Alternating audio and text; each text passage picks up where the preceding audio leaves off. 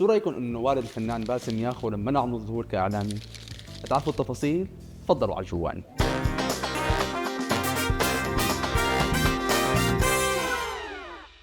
القصة أنا سمعتها بنفسي من إعلامي درسني بدورة تدريبية، هو الإعلامي الراحل إبراهيم ياخور أبو باسم، اللي كان يقدم برنامج اسمه ملفات حارة على التلفزيون السوري.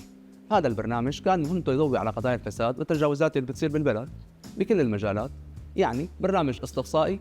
وعلى فكرة هذا النوع من الإعلام هو اللي بيخلي الصحافة لقبها مهنة المتاعب. وبأحد الحلقات صار إنه رفع العيار شوي وحكى بموضوع حساس، يبدو الموضوع زعل مسؤول إعلامي كبير بالبلد، واصدر قرار وقف فيه البرنامج ومنع ابراهيم ياخور من الظهور على شاشه التلفزيون نهائيا. طبعا الصحفي المخضرم شاف قرار المنع كبير بحقه وتحداه انه راح يظهر على التلفزيون بس بطريقه ثانيه.